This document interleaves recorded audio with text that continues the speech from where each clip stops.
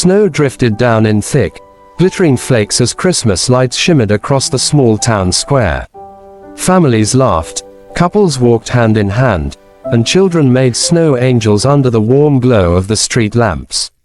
But on the far end of the bench, away from the laughter and warmth, sat a woman with worry in her eyes and trembling hands. Her coat was thin, her jeans torn at the knees, and the baby wrapped in her arms shivered against her chest. Beside her, two little girls, no older than 6 and 8, huddled together, their knitted hats dusted with snow. They were trying to smile for each other, but fear was written all over their faces. It was Christmas night, and they had nowhere to go. Across the square, an ex-Navy SEAL named Cole Harrington was getting out of his old red truck. His German Shepherd, Scout, hopped out beside him, ears alert, tail low with instinctive concern. Cole had returned from active duty only 7 months ago, still carrying the invisible scars of war. Every Christmas, he tried to avoid crowds, memories, and noise. But tonight, Scout had insisted on a walk, pulling him stubbornly toward the town square. Cole didn't understand why, not until he saw them. The moment he noticed the widow and her kids, something inside him shifted. The woman's shoulders were shaking slightly, not from the cold but from trying to stay strong. Her children whispered to her, confused and scared. Cole had seen that look far too many times on the faces of civilians caught in conflict zones. The look of someone holding the world together with trembling fingers. He approached slowly, Scout walking ahead and sitting politely in front of the girls, his warm brown eyes gentle. The kids' faces lit up for the first time that night. The older girl reached out and touched the dog's head carefully. Cole stopped a few feet away, not wanting to startle the mother. "Mom," he said softly, "it's freezing out here. Are you all okay?" She looked up, startled but trying to smile. "We're fine, just resting." But her voice cracked, betraying the truth. Cole knelt to be at eye level with the children. "I'm Cole, and this handsome guy is Scout. What's your name?" The littlest girl whispered, "Lily." The older one said, "I'm Harper. And this is Mommy." The baby in their mother's arms stirred weakly, and Cole felt his chest tighten. He turned his attention gently to the woman. "Listen, you don't owe me anything. But if you need help, even a little, you can tell me." The woman hesitated, swallowing fear. Finally, she exhaled. "My name is Emily. We lost our home last month. And my husband," her voice broke. "He passed away in October. I've been trying, but I can't find work with the baby. And tonight, the shelter was full. I didn't know where else to take them." Cole's fists clenched, not in anger at her but at the world. No family, especially not on Christmas, should be out in the cold like this. He looked at the kids, their rosy cheeks turning pale from the cold. Then at Emily, whose eyes were filled with silent tears she refused to let fall. Without thinking twice, Cole stood, extended his gloved hand, and said firmly, compassion blazing in his voice, "Come with me." Emily blinked. What? You and your kids?" Cole said. "I have a warm place. Food, blankets, a safe space. I'm not asking you to trust me blindly, but I can't leave you out here.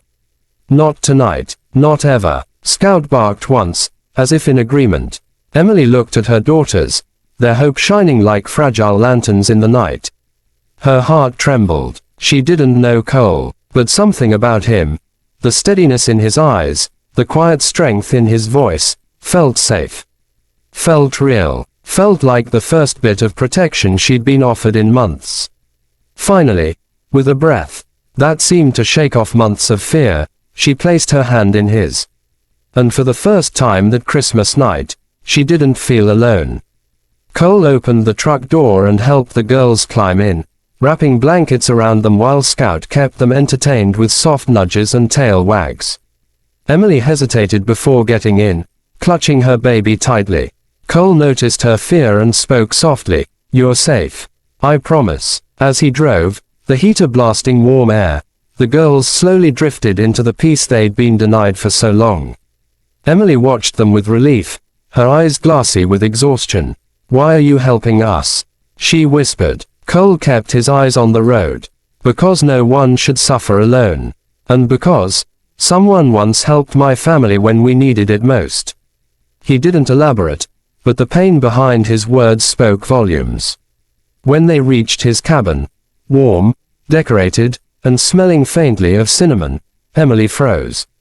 "This is beautiful. It's nothing fancy," Cole shrugged. "But it's home. And tonight, it's yours too." Inside, he prepared warm soup, heated milk for the baby, and brought out thick sweaters for the girls. They ran around, laughing with Scout, their tiny footprints marking the wooden floor. Emily watched from the table, tears silently rolling down her cheeks. Cole sat across from her. "You're safe here, Emily. Take all the time you need. My husband, he was a sergeant," she finally said. "He would have wanted someone like you helping us." Cole bowed his head with respect. "Then I'll do my best to honor him." Christmas night slowly turned into Christmas morning. For the first time in months, Emily slept without fear. The baby rested warmly against her, and the girls curled up beside Scout like he'd been theirs forever. Cole didn't sleep. Instead, he kept the fire alive, watching the family, his new mission, with a sense of purpose he hadn't felt since the Navy. When Emily woke, she found breakfast already prepared. "Cole, we can't stay here forever. I don't want to burden you." "You're not a burden," he said gently but firmly. "You're a family, and families deserve a chance." He reached into a drawer and set down a key. "This cabin has 2 bedrooms. One is yours if you want it. Stay as long as you need. I'll help you find work. I'll help the kids get into school. You don't have to face life alone anymore." Emily covered her mouth, overwhelmed. "Why are you doing this for us?" Cole looked at her, calm and steady. "Because Christmas is about giving. And because sometimes the strongest people are the ones who have carried pain alone for too long." Her tears came fast, but this time they weren't from fear, they were from hope. "Thank you, Cole, truly." The girls hugged him tightly. Scout barked with joy, and for the first time since her husband's passing, Emily felt something she thought she'd lost forever. The feeling of home. Cole smiled softly. "From now on, Emily, you're not alone. Not on Christmas. Not ever." If this story touched your heart, please subscribe to the channel. Your support motivates us to bring more emotional, powerful stories that stay with you forever. Don't forget to like, share, and comment your thoughts. Red Heart.